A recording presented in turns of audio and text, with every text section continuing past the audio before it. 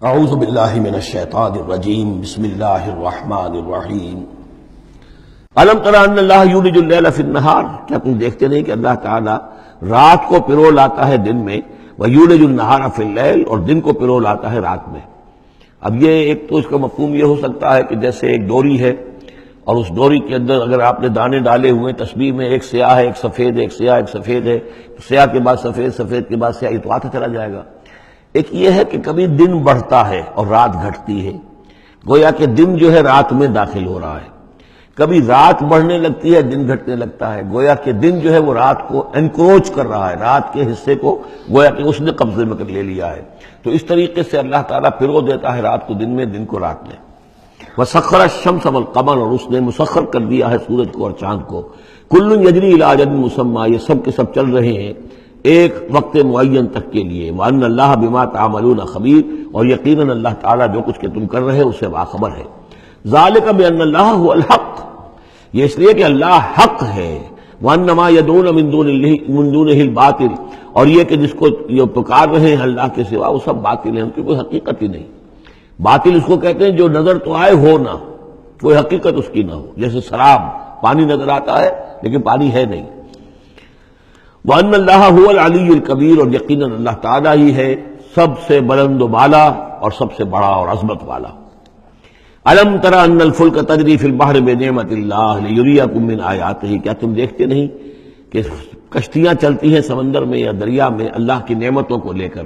ظاہر بات ہے ٹرانسپورٹ جو ہوتی تھی پہلے بہت بڑی، وہ سمندروں میں کشتیوں سے، دریاؤں میں بھی۔ لِيُرِيَكُم مِّنْ آيَاتِهِ، تاکہ وہ تمہیں دکھائے اپنی آیات میں سے۔ ان فی ذلک لآیات لکل صبار شکور، یقیناً اس میں آیات ہیں، لیکن کس کے لیے؟ ان سب لوگوں کے لیے جو صبر کرنے والے ہیں، شکر کرنے والے ہیں۔ صبار یہ بھی مبالغے کا صیغہ ہے، فعال کے وزن پر، بہت صبر کرنے والا۔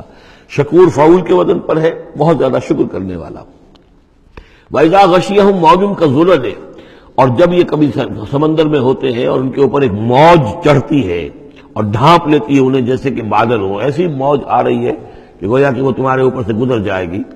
دعوا اللہ مخلصین لہ الدین، تو وہ پکارنے لگتے ہیں اللہ کو اسی کے لیے اپنی اطاعت کو خالص کرتے ہوئے۔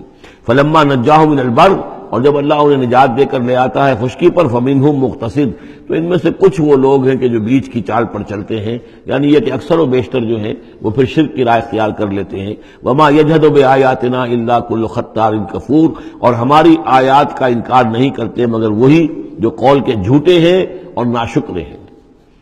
یا ایھا الناس اتقوا ربکم واخشوا یوما، اے لوگو اپنے رب کا تقوی اختیار کرو اور ڈرو اس دن سے، لا یجزی والد عن ولدہ، جس دن کوئی والد اپنے بیٹے سے کسی شے کو دور نہیں کر سکے گا، بچا نہیں سکے گا کسی بھی چیز سے، ولا مولود هو جاز عن والدہ شیئا، اور نہ ہی بیٹا جو ہے وہ اپنے باپ سے کوئی شے دور کر سکے گا، کوئی کسی کے کام نہیں آئے گا، نہ باپ بیٹے کے نہ بیٹا باپ کے، تو باقی سارے رشتے جو ہیں وہ اس کے بعد ثانوی ہیں۔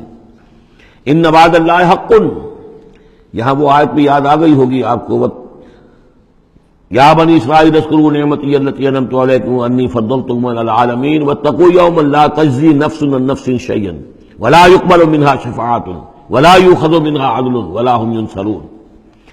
یا ایھا الناس اتقوا ربکم واخشوا یوما لا یجزی والد عن ولدہ ولا مولود هو جاز عن والدہ شیئا ان وعد اللہ حق، اللہ کا وعدہ سچا ہے، شدنی ہے، اٹل ہے، ہو کر رہے گا، قیامت آ کر رہے گی، جزا و سزا ہو کر رہے گی۔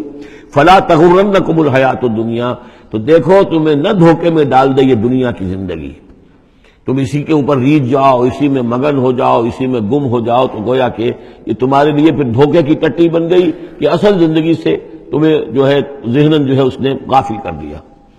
ولا یغرنکم باللہ الغرور، اور دیکھنا وہ دھوکے باز تمہیں اللہ تعالیٰ کی شان غفاری کے حوالے سے دھوکہ نہ دے۔ یہ شیطان آ کر یہ بھی کہتا ہے کہ اللہ تو بڑا غفار ہے، تم نے کیا کیا، کچھ چھوٹے سے گناہ تھوڑے سے کیے، اللہ کی مغفرت تو بہت وسیع ہے، خامخواہ کاہے کو گھبراتے ہو، کاہے کو توبہ کرتے ہو۔ تو یہ جو ہے اللہ کی رحیمی، اللہ کی شان غفاری کا حوالے سے دھوکے میں دینا انسان کو۔ ولا یغرنکم باللہ الغرور ان اللہ عندہ علم الساعہ، اللہ ہی ہے کہ جس کے پاس ہے قیامت کا علم کہ قیامت کب آئے گی۔ ساعہ اور قیامہ، اس کے فرق کو ذہن میں رکھیے۔ گھڑی وہ معین گھڑی جب کہ زلزلہ ہوگا اور یہ اجرام سماویہ جو ہیں وہ ایک دوسرے سے ٹکرائیں گے، اور پہاڑ جو ہے روئی کے گالوں، یہ ساعہ ہے جس میں کہ ہلاکت ہوگی دنیا کی آخری۔ اور پھر باعث بعد الموت کے بعد جو دن آنا ہے وہ قیامہ ہے۔ قیام کہتے ہیں کھڑے ہونے کو، اس دن کھڑے ہوں گے لوگ اور حاضر ہوں گے اپنے رب کے حضور میں۔ تو عام طور پر ہم قیامت کا لفظ جب بولتے ہیں تو ساعت کی جگہ پر بولتے ہیں۔ قرآن کی جو پرٹیکولر اپنی ٹرمینالوجی ہے اس میں یہ ساعہ ہے، وہ گھڑی کہ جس میں ہلچل ہوگی، اور یہ جو بھی کچھ ہونا ہے جس کا کہ نقشہ کھینچا گیا، القارعہ والقارعہ وما ادراک ما القارعہ، یہ ہے الساعہ۔ لیکن پھر جب بعث بعد الموت کے بعد جب کھڑے ہونا ہے قبروں سے نکل کر اللہ کے حضور میں، تو یہ ہوگا قیامہ، کھڑے ہونے کا دن۔ ان اللہ عندہ علم الساعہ، وہ ساعت کب آئے گی اس کا علم صرف اللہ کے پاس ہے۔ وَيُنَزِّلُ الْغَيْثَ، وہی بارش برساتا ہے۔ وَيَعْلَمُ مَا فِي الْأَرْحَامِ، وہ جانتا ہے جو کچھ کے رحموں میں ہے، ماں کے پیٹ میں کیا ہے وہ جانتا ہے۔ وَمَا تَدْرِي نَفْسٌ، اور کوئی جان نہیں جانتی ماذا تکسب غدا، کہ کل وہ کیا کمائی کرے گی۔ وَمَا تَدْرِي نَفْسٌ، اور کوئی جان نہیں جانتی بِأَيِّ أَرْضٍ تَمُوتُ، کہ کس زمین میں اس کی موت واقع ہوگی۔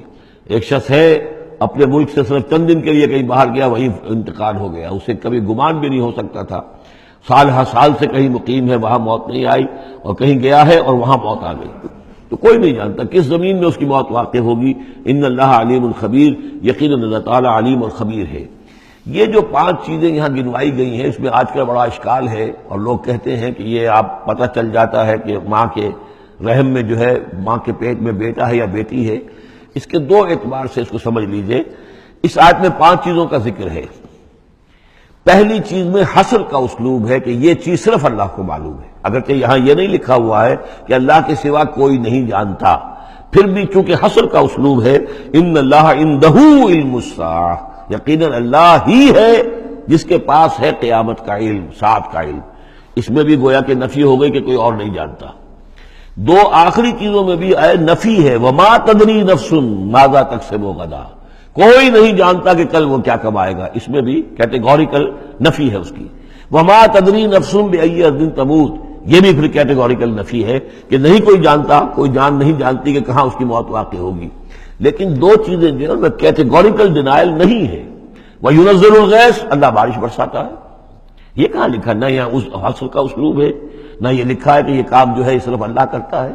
اسی طرح یعلم ما فی الارحام، اللہ جانتا ہے جو کچھ کے رحموں میں ہے، اب یہ جو نہیں لکھا کہ کوئی اور نہیں جانتا۔ اس اعتبار سے قرآن مجید کے الفاظ جو ہیں ان کے اوپر تو اعتراض وارد ہو ہی نہیں سکتا۔ البتہ اعتراض اگر کچھ وارد ہوتا تو ایک حدیث پر ہوتا ہے۔ حدیث میں یہ آیا ہے کہ حضرت جبرائیل نے جب پوچھا تھا کہ مجھے قیامت کے بارے میں بتائیے، تو اس میں سے ایک روایت میں یہ الفاظ آئے ہیں کہ فی 5 لا یعلمہن الا اللہ، یہ قیامت کا علم جو ہے یہ تو ان 5 چیزوں میں سے ہے جنہیں اللہ کے سوا کوئی نہیں جانتا، اور وہاں حضور نے یہ ساری چیزیں گنوائی ہیں۔ اس کا جو ہے جواب وہ یہ ہے کہ رحم میں کیا ہے اس کا صرف ایک پہلو ہمیں معلوم ہوا ہے کہ وہ بیٹا یا بیٹی ہے، باقی جو کچھ ہے اس کے نہ معلوم کتنے پہلو ہیں، کتنا ذہین ہے، کس قدر فطین ہے، اس کے اندر کیا اوصاف ہیں، اس میں کیا صلاحیتیں ہیں، شقی ہے یا سعید ہے، نیکوکار ہوگا بدکار ہوگا، کیا پتہ ہے، یا ہوگا یا ہوگی۔ تو اس سے یہ کہ اس کی جو حدیث کا بھی معاملہ ہے اس کی بھی جو ہے اس کی توضیح موجود ہے، اس پہ کسی گھبرانے کی ضرورت نہیں ہے۔ ان اللہ علیم الخبیر، یقیناً اللہ تعالی علیم اور خبیر ہے۔ صدق اللہ العظیم۔